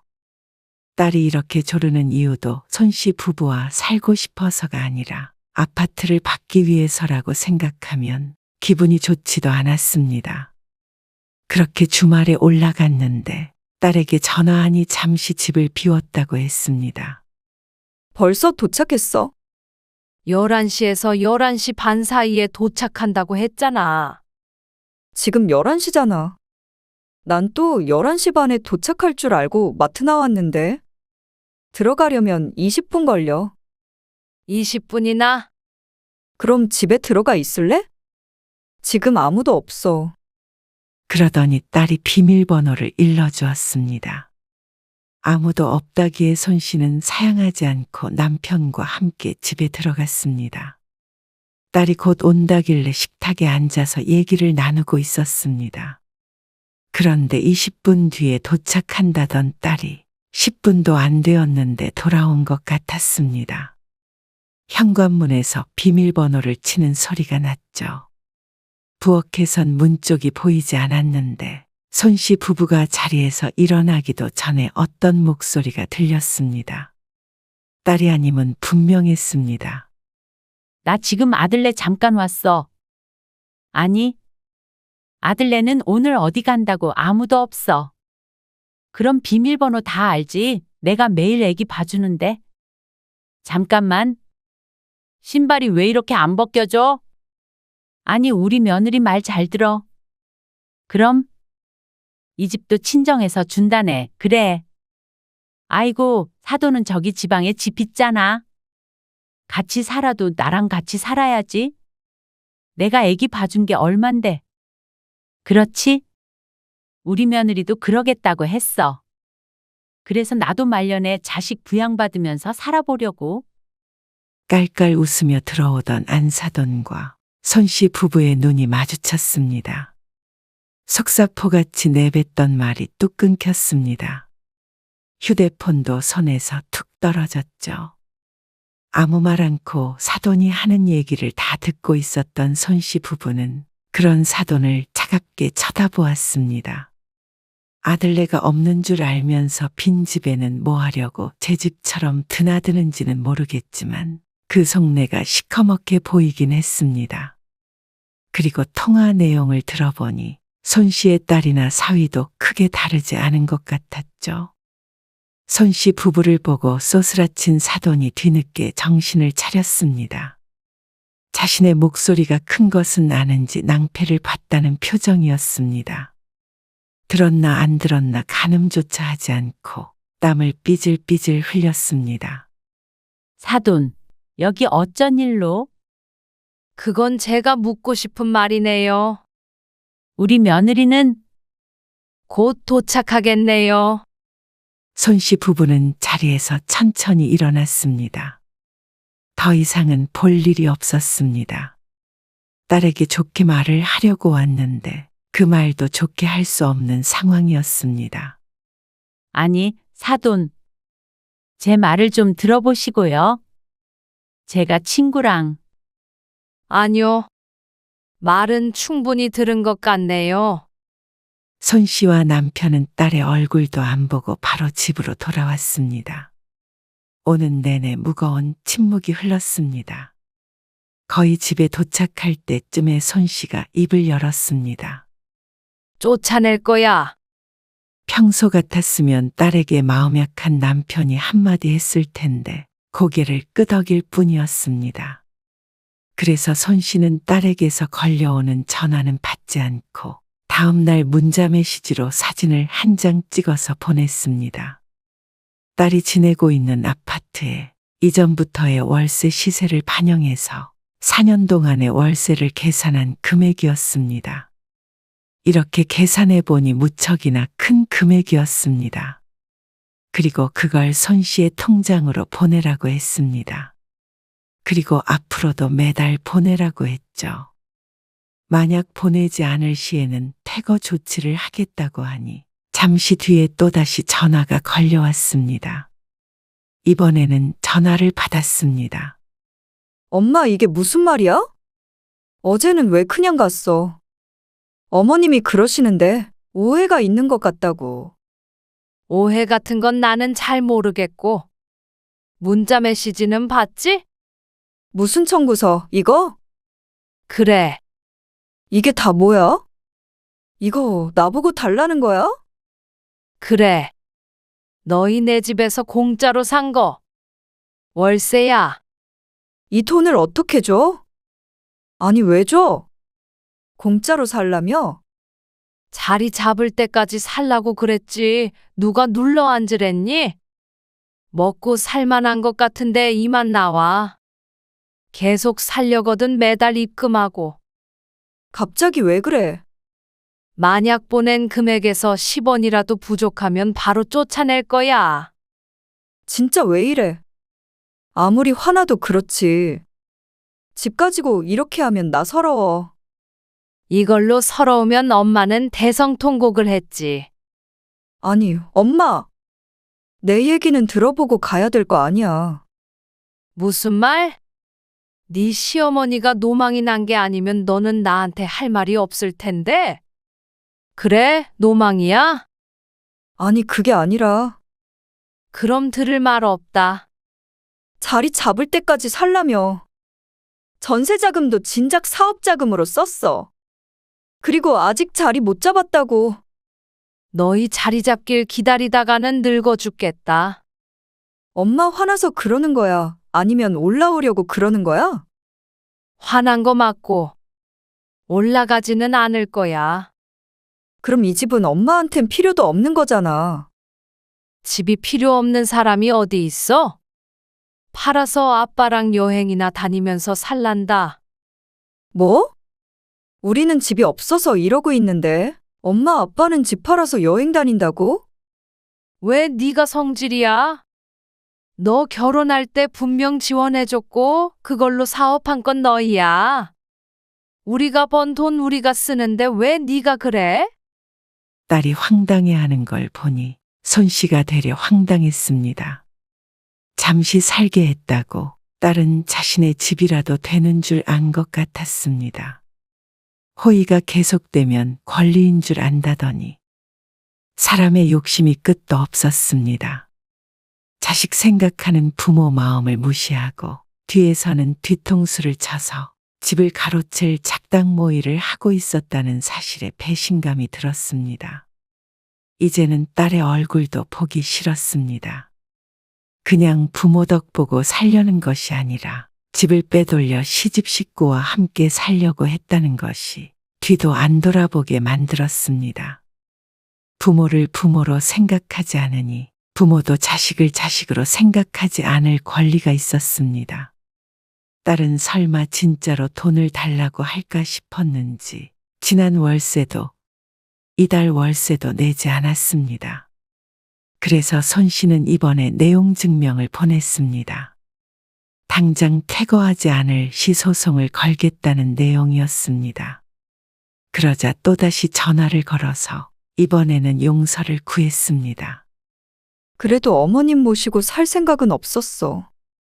어머님만 그렇게 생각하신 거고, 명의는 안 줘도 되니까 그냥 여기서 살게 해줘. 그렇게는 못하겠다. 월세를 살든 전세를 살든 이제 너희 힘으로 살아. 오해라고 했잖아. 오해도 여러 번이면 오해하게끔 한 사람이 잘못한 거 아니겠니?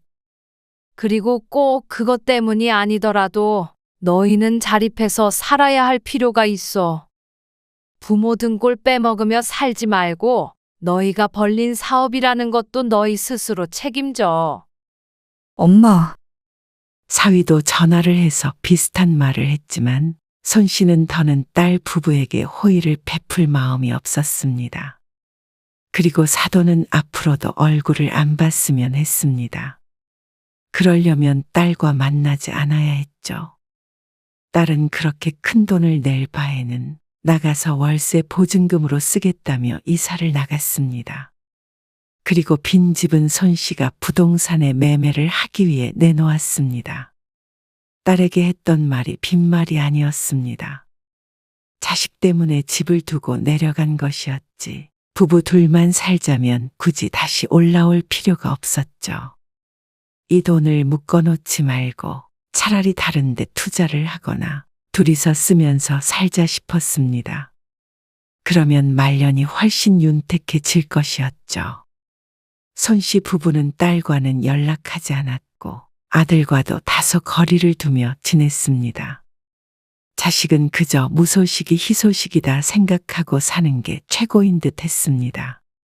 부부끼리 잘 사는 길을 찾아보는 게 말년의 정신 건강에도 좋을 것 같았습니다.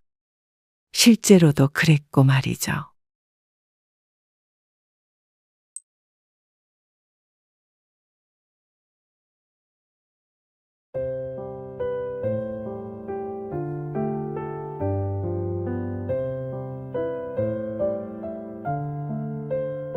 아들, 엄마. 근데 저희가 결혼 전에 했던 얘기가 있는데요. 어? 무슨 얘기? 저희 명절에는 각자 집에 가기로 했어요. 그게 무슨 말이야? 수진이는 연휴 시작하면 바로 처가로 가고요. 저 혼자 집으로 갈 거예요. 그럼 너만 온다고? 네. 효도는 각자. 뭐? 효도는 각자 하기로 했다고요. 그리고 딸. 엄마는 취미 같은 거 없어? 어? 왜 자꾸 전화를 해? 나 일한다니까. 차라리 아빠랑 놀러를 가던가 하면 되잖아. 남들은 명절에 자식들 보고 여행 가라고 하고 인생 즐겁게 살던데. 엄마는 왜 그래? 오늘 이야기 속 주인공은 65세 엄미향 씨입니다. 그리고 그녀의 아들, 딸에 관한 이야기이죠. 엄 씨는 자식들 교육시키고 뒷바라지하는 것에 인생을 바쳤던 것을 후회했습니다. 결과가 안 좋았냐? 그것은 아니었습니다. 오히려 자식들이 너무 잘 돼서 탈이었습니다. 잘난 자식은 남의 자식이고 못난 자식이 내 자식이라는 말이 있었는데 그 말이 크게 다르지 않을 것 같았습니다. 잘난 자식들이었지만 내 자식 같지가 않았으니 말이죠. 손주들까지 있어도 엄씨 부부의 노후는 무척 외로웠습니다. 자식들은 저들 살기 바빴고 부모는 늘 뒷전이었습니다. 북적거리며 사는 게 꿈이었던 엄씨는 북적거리진 않아도 되니 내 자식들 얼굴이라도 가끔 좀 보면서 살았으면 하는 바람이 있었습니다.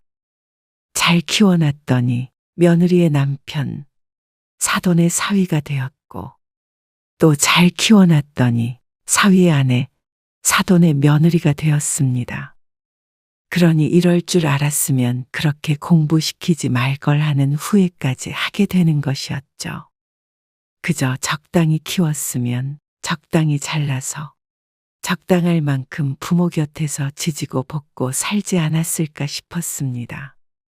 이런 공허함을 메우기 위해서는 자식을 다시 내 품에 데리고 오거나 아니면 엄씨 부부가 자식을 놓아주거나 두 가지밖에 없었습니다. 둘째 딸내미도 아들이랑 같은 대학 갔다며? 그렇게 됐네.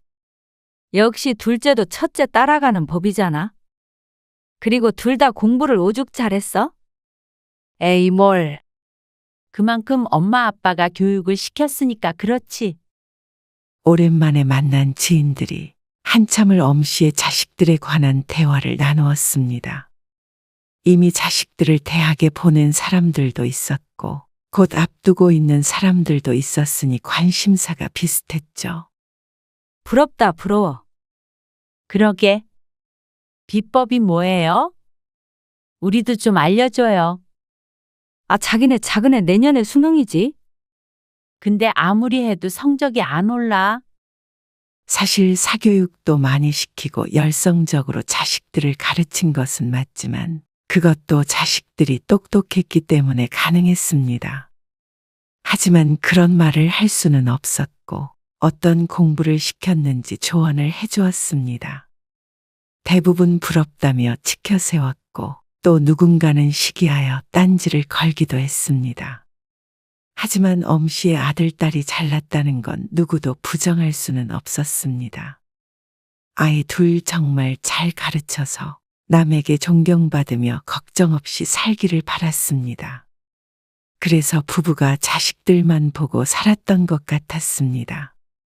엄씨 부부가 꿈꿔왔던 삶이 있었습니다.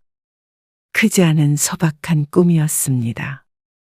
나중에 자식들이 결혼을 해서 각자 가정을 꾸리더라도 가끔 만나서 오순도순 살고 싶었습니다.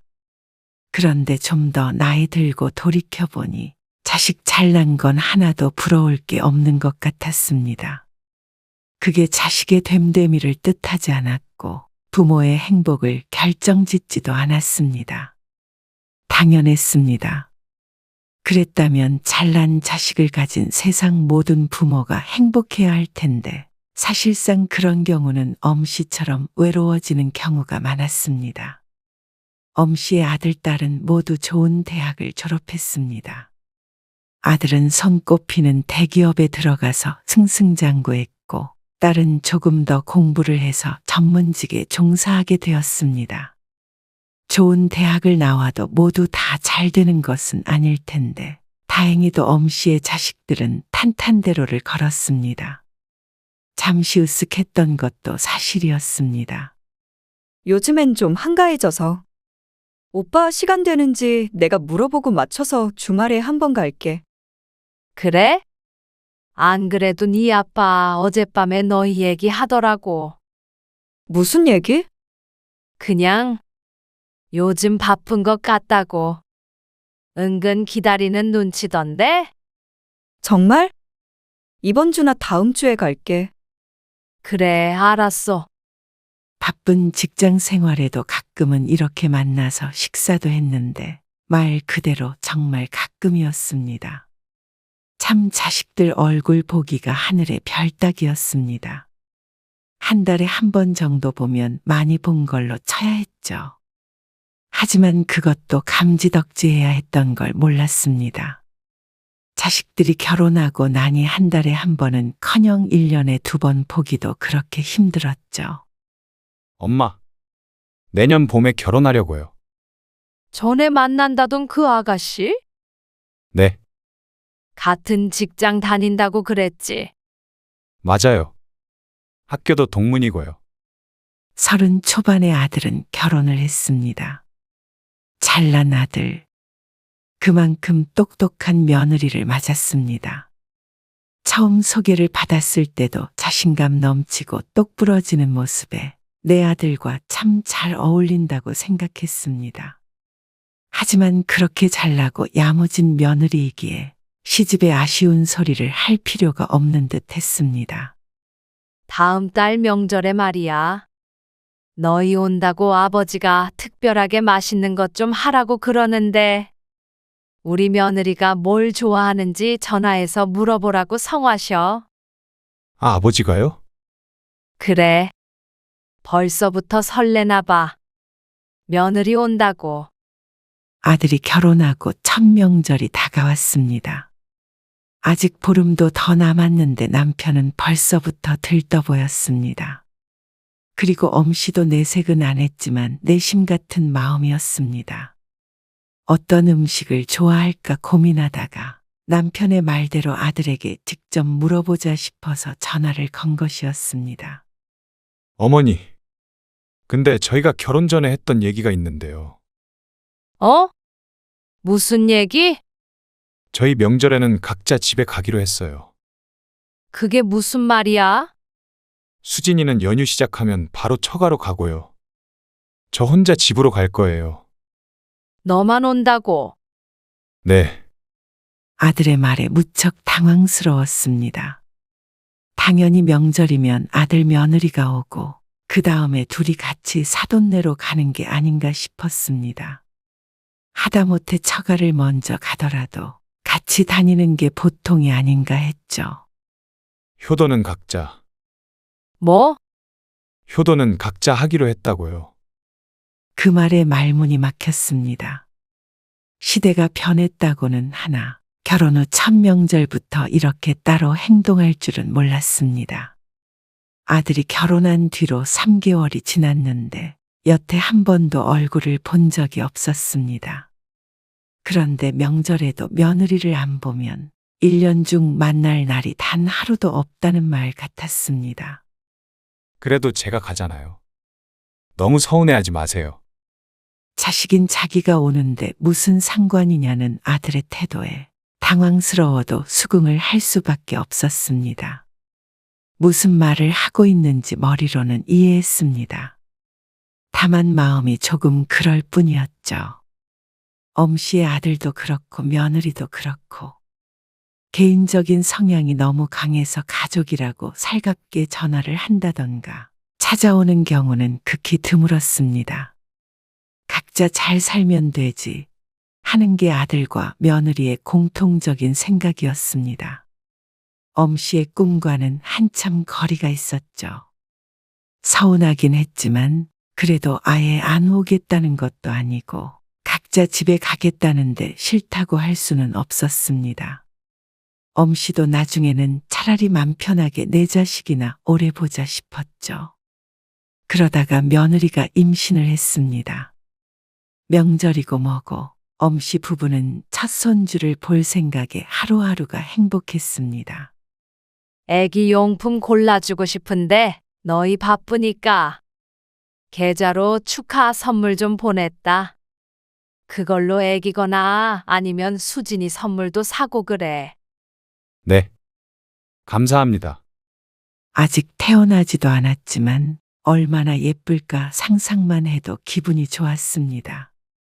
아들 며느리 둘 다 늘 바쁘니 나중에 육아가 힘들다고 하면 도와줄 의향도 충분히 있었습니다. 며느리에게 축하한다는 말을 하기 위해 전화를 걸었다가 그런 취지의 말을 흘렸습니다. 도와줄 사람이 있으니 너무 걱정하지 말라고 하기 위해서였는데 엄씨의 며느리는 그런 도움은 전혀 필요 없어 보였습니다. 씻었으면 돼요. 씻어? 네. 애 봐주는 사람 쓰면 되니까 걱정 마세요. 그러니 난 또 너희 바쁘니까. 아니요. 그럼 서로 불편하죠. 아, 그래? 그렇긴 하겠네. 알았다. 지난번에 애기 용품 같은 건 좀 샀어? 아, 아직이요. 어머님, 저 지금 들어가 봐야 하는데 더 용건 있으시면 나중에 정석 씨 통해서 말씀해 주세요. 그래, 그래.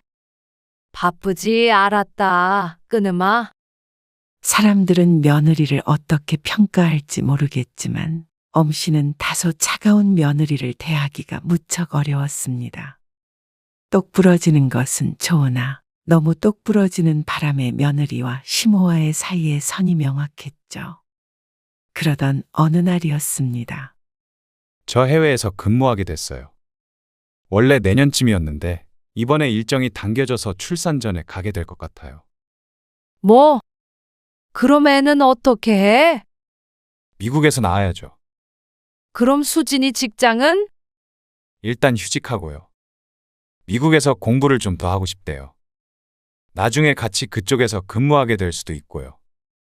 우선은 같이 가야죠. 언제까지 있는 거야? 글쎄요. 회사 사정이 어떻게 될지는 모르겠는데요. 수진이랑 얘기해봤는데 되도록이면 오래 있다가 들어오려고요. 애도 거기서 크는 게 아무래도 나을 테니까. 내 아들이 멀리 떠나간다는 말에 어쩐지 심장이 쿵 하고 떨어지는 것 같았습니다.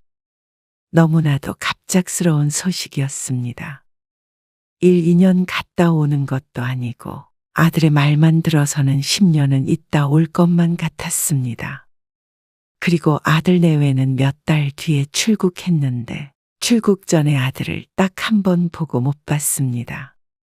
결국 며느리는 미국에서 출산을 했고 아이의 얼굴은 휴대폰 화면을 통해서만 봐야 했습니다. 어린애 데리고 너희가 올 수는 없으니까. 우리가 한번 갈까? 미국에요. 그래. 엄마 아빠도 여행 겸? 아, 수진이가 출산하고 스트레스 많이 받아 해요. 아, 그래서 그건 다음에요. 다음에. 아들의 말에 알았다고 하고 말았습니다. 나중에 라는 기약 없는 말을 마지막으로 아들과의 통화는 끝났습니다. 그리고 아들네와는 한동안 가끔 소식만 전하는 사이게 되어버렸죠. 그리고 아들이 미국으로 떠나기 1년 전쯤 식을 올린 딸. 딸은 재력이 상당한 집안과 연을 맺었습니다. 서울에 건물이 몇 채라고 했던가. 자세히 알지는 못하지만 재벌까진 아니더라도 경제적으로 부유한 집안은 맞는 것 같았습니다. 결혼할 당시에 맨몸으로 오면 된다고 해서 엄씨 부부를 당황하게 했습니다. 차마 딸 결혼하는데 정말 빈손으로 보낼 수는 없어서 혼수는 했지만 상대는 뭐든 상관없다는 식이었습니다. 딸. 뭐해? 일하지 뭐 하겠어. 아고고 지치네. 이 시간까지 일을 해? 안 그래도 정리하려고 했어. 경수 씨도 곧 퇴근한다고 그래서. 둘 다 바쁘구나. 그렇지. 근데 무슨 일로 전화했어? 아니, 그냥 우리 딸 뭐 하나 해서. 본 지도 오래됐고. 난 매일 일이야, 엄마. 알지? 알겠어. 얼른 들어가 봐. 저녁 잘 챙겨 먹고. 아들과 마찬가지로 늘 바쁜 딸. 안쓰럽기도 하지만 딸은 일을 찾아가며 하는 타입이었습니다. 그런데 결혼을 하니까 거기에 더해 남편도 챙겨야 하고 시집도 챙겨야 하고 한층 더 바빠졌습니다. 그렇다고 아예 쉬지 않으며 일하는 건 아니었는데 친정 차례는 자주 오지 않았습니다. 그런 딸도 곧 애를 낳았고 그럼에도 불구하고 친정엄마를 찾지는 않았습니다. 가끔 애를 보여주러 오긴 했지만 나중엔 힘에 부친다면서 발길이 뜸해졌습니다. 그런데 시집 식구들과는 훨씬 자주 만나는 것 같았습니다. 올해도 여행을 가? 애도 어린데 비행기 타고 갈 수 있을까? 그래도 시어머니 말은 못 어겨. 아이고, 어머님이 봐주시겠지. 식구들도 많은데 뭐. 나도 힘들 것 같긴 한데 어쩔 수 없지. 결혼할 때 집을 사주는 조건이 있었다는 걸 나중에서야 들었습니다. 1년에 한 번씩은 무조건 같이 여행을 하는 것이었다는데 유별나다 싶으면서도 사실 속으로는 부러웠는지도 몰랐습니다. 잘난 집에 시집가서 나쁠 것 없다고 생각했는데 정말로 시집을 가버린 것만 같았습니다. 이제는 그 집 식구가 되어버린 듯 했죠. 그래도 딸은 풍족한 삶에 만족하고 있는 것 같았습니다. 투덜대기는 해도 시부모가 나쁜 사람들은 아닌 것 같았죠. 그리고 얼마 뒤 남편의 생일엔 참으로 쓸쓸한 하루를 보냈습니다. 아들은 먼 타지에 가 있었고 딸은 늘 바빴습니다.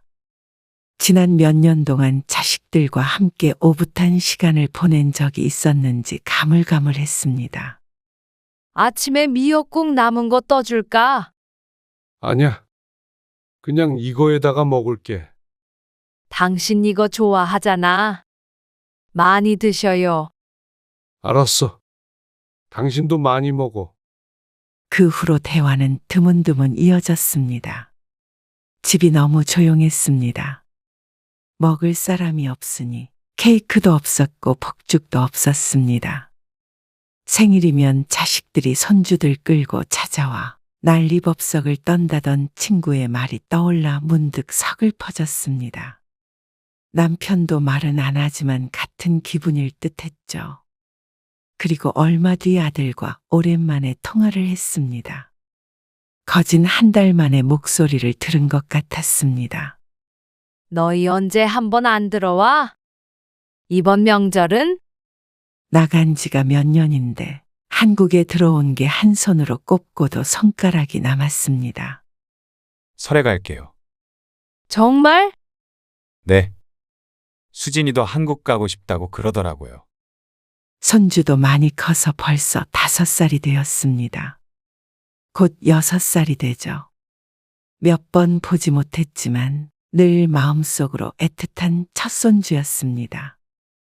그리고 설이 되었을 때 엄씨는 아주 오랜만에 아들네 가족을 만났습니다. 정말 얼굴 까먹을 것 같아. 죄송해요. 멀다 보니까요. 잘 지내셨어요? 본래라면 각자 집에 가는 게 맞다고 했을 며느리도 함께 왔습니다. 그래도 1년에 한 번도 보지 못하는 사이이기에 그런 것 같았습니다. 아이고, 우리 강아지. 잘 지냈어? 엄씨가 손주를 향해 팔을 벌렸지만 엄마 뒤로 쏙 숨어버렸습니다. 엄씨 부부가 낯선 것 같았습니다. 가끔 영상통화를 하긴 하지만 그래도 이렇게 실제로 보는 건 몇 번 되지 않으니 아마 미국의 이웃보다도 모르는 사람에 가까울 듯 했습니다. 준수야. 여기선 한국말 하라고 했잖아. 자꾸만 영어를 섞어 쓰는 아이에게 아들이 말했습니다. 그러자 아이는 입을 다물어 버렸습니다. 자꾸만 영어를 하는 손주가 엄씨도 어색했습니다. 손주가 외국인이 되어가고 있는 것 같았습니다. 그리고 아들 며느리는 역시나 밥 한 끼만 먹고 일어났습니다. 벌써 가게? 네.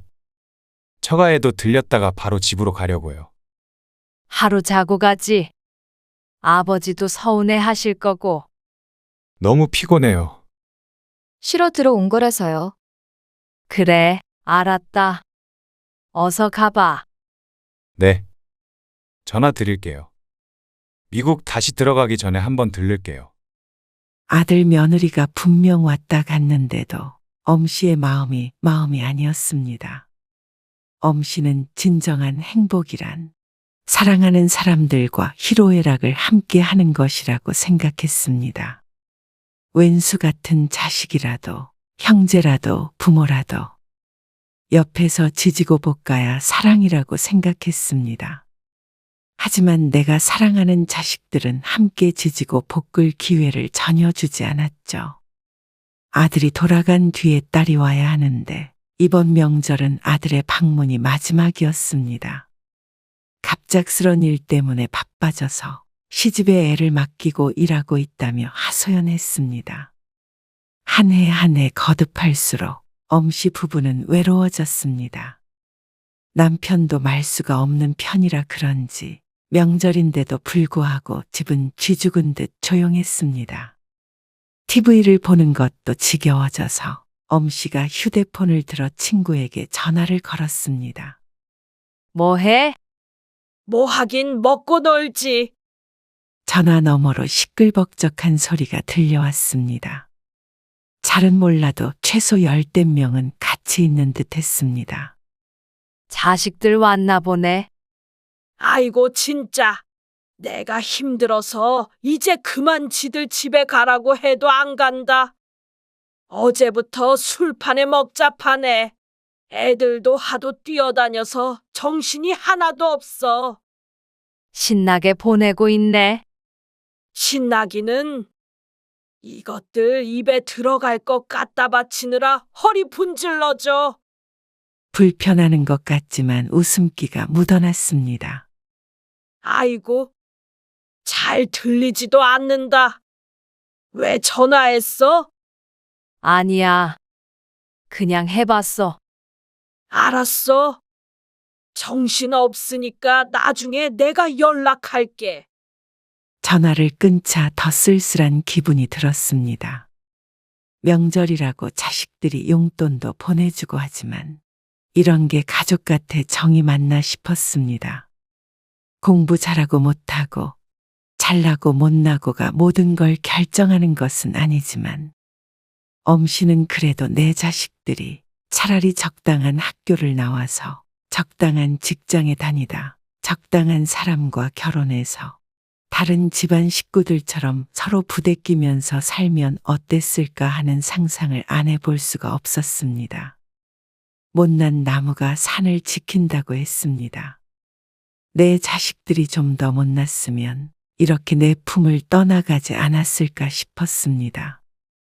이런 소리를 하면 아마 배부른 소리를 하고 있다고 생각하겠지만 힘들게 키운 내 자식들과 마치 남처럼 살게 되니 인생이 허무하게 느껴졌습니다. 엄씨도 명절엔 그래도 집안이 북적북적했으면 좋겠고 손주들 재롱을 보면서 노후를 보내고 싶었습니다. 하지만 이전보다도 훨씬 삭막해졌습니다. 엄씨 부부의 삶에 그냥 자식 둘만 없어진 기분이었습니다. 엄씨는 이번에는 딸에게 전화를 걸어보았습니다. 명절에도 바쁘다는 딸이 걱정되기도 했고 어쩐지 목소리가 듣고 싶기도 했습니다. 그런데 딸은 전화를 받자마자 다짜고짜 짜증스러운 음성으로 말했시오뿐이다. 엄마.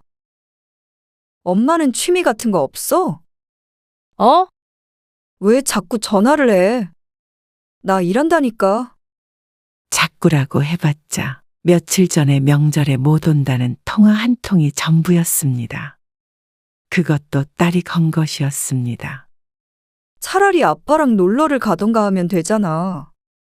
남들은 명절에 자식들 보고 여행 가라고 하고 인생 즐겁게 살던데. 엄마는 왜 그래? 아마도 업무 스트레스 때문인 듯 했지만 딸의 말에 엄씨의 가슴이 따끔거렸습니다. 딸의 말대로 엄씨는 별다른 취미가 없었습니다. 그래서 자신도 모르게 자식들을 귀찮게 했나 싶었죠. 얼마 뒤에 아들은 혼자서 집에 들리고 또 얼마 뒤에 다시 미국으로 들어갔습니다. 엄씨는 그런 아들이 야속했습니다. 그리고 딸도 야속했습니다. 그러다 보니 자식들 키우며 고생했던 시절이 떠오르지 않을 수가 없었습니다. 엄씨도 사람인지라 내가 그렇게 키워서 잘나게 만들었더니 이제는 부모가 뒷전이구나 하는 생각을 안 할 수가 없었습니다. 그리고 또 그런 생각을 하게 되는 스스로가 싫어졌죠. 그런 생각이 매일 머릿속을 돌고 돌았습니다. 그러다 어느 날 친구에게서 전화가 왔습니다. 전화를 받자마자 거의 흐느끼듯이 하소연을 시작하는 친구 때문에 엄씨는 듣기만 해야 했습니다. 그놈 새끼 때문에 내가 미쳐 진짜. 그동안 그렇게 사고 쳐도 내가 큰 사고는 안 쳐서 그나마 다행이라고 생각했었는데 어쩌면 그러냐. 생각이 있는 놈이야, 그놈이. 내가 낳았지만 그놈 새끼는 진짜 미치겠다. 큰아들이 사고를 쳐서 친구에게 손을 벌렸다는데 그 금액이 1억 5천이나 된다고 했습니다. 그래서 집을 담보로 대출을 받아줄 수밖에 없는 상황이라고 했습니다. 내가 그 돈을 대출 받아서 준다고 치더라도 그걸 내가 이 나이에 어떻게 갚냐? 그놈 새끼가 갚을 능력은 절대 없는데 꽉 지엄마 죽으라고 호사를 지내는 거지 이건. 아이고, 선해고 것은 지 오빠가 그런 줄 알고 이제 우리 집에 애들도 안 맡긴다. 혹시라도 지한테 돈 빌려달라고 할까봐 몸살이는 거지. 그것도 아주 괘씸한 년이야. 그렇게 내가 힘들다고 해도 문지방 닳도록 드나들면서 애들 맡기더니 나쁜 것들이야. 그리고 이 와중에 막내는 결혼한다고. 결혼 자금 어떻게 하냐고 그 걱정뿐이다.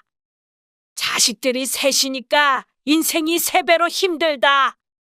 그러면서 친구는 엄씨가 부럽다며 한숨을 10번은 쉬었습니다. 답이 안 보인다며 끝내 눈물을 짓는 것 같은 친구에게 해줄 말은 위로밖에 없었습니다. 남의 불행으로 교훈을 얻을 것은 아니지만 엄씨는 생각을 달리하게 되었습니다. 이 친구가 외롭다는 엄씨에게 늘 배부른 소리 하지 말라고 핀잔을 했었는데 정말로 그동안 엄씨가 배부른 소리를 하고 있었던 것 같았습니다. 엄씨는 30 넘은 자식들 뒷바라지 하는 친구가 자식들에게 목매단다고 생각했는데 이제 보니 여태껏 엄씨가 자식들에게 목을 매고 있었던 것 같았습니다. 대학까지 보냈으면 그만 부모도 우리 인생을 살아야 했는데 그러질 못했습니다. 아직도 어린 내 아들, 딸인 줄 알고 마음에서 못 놓고 있으니 괴로울 수밖에 없었습니다. 과연 내 자식들이 손자 봐달라, 집안일 해달라, 돈 달라 했으면 과연 정감 있다며 행복하다고 할 수 있었을까 생각했습니다. 하나를 얻으면 하나를 잃게 되는 게 맞는 말인 듯 했습니다. 잘났지만 부모에게 잘하고 살가운 자식, 물론 없을 리는 없겠죠. 하지만 그게 내 자식들이 아님은 분명했습니다. 모든 걸 다 가지려 한 엄씨의 욕심이었습니다. 키워놓고 자식이 잘났든 못났든 다 내려놓고 살아야 했습니다. 잘 키워서 자식들이 잘 됐다면 그저 좋구나 하고 말아야 했습니다. 아마 지금 시간을 되돌린다고 하더라도 공부를 덜 시키지는 않았을 것을 알았습니다. 그러니 이제는 엄씨가 욕심을 버려야 했습니다. 자식에 대한 집착을 버려야 했습니다. 다 컸어. 시집 장가 잘 보냈고 부부가 싸우지 않고 잘 살고 있으면 됐어. 남편도 그동안 생각이 많은 듯 했습니다. 그리고 부부라 그런지 결론도 같았습니다. 우리 남은 인생이나 고민하자고. 엄씨와 남편은 여유롭고 행복한 노년을 계획하기로 했습니다. 엄씨 부부의 인생 계획엔 늘 자식들이 있었는데 이제는 자식들이 빠지게 되었습니다. 우리 언젠가 유럽 여행도 가보기로 했잖아. 그 말을 처음 꺼낸 지는 20년은 된 것 같은데 아직까지 이루지 못한 계획이었습니다. 그저 막연히 나중에 애들이랑 같이 가야지 생각하고 살았던 것 같았습니다. 하지만 이제는 그럴 필요가 없었습니다. 자식들 눈치 보며 같이 가자고 말도 못하는데 다 무슨 소용인가 싶었습니다. 올해 한번 가볼까? 어떻게 예약해? 예약하는 게 어려워? 돈 내면 다 보내주지. 그건 그렇네. 그래서 그냥 남편과 단 둘이서 가기로 했습니다. 가이드가 있으니 굳이 자식들과 함께 갈 이유가 없었습니다. 오히려 둘만 가는 게 마음 편히 구경하고 쉬다 올 수 있을 것 같았습니다.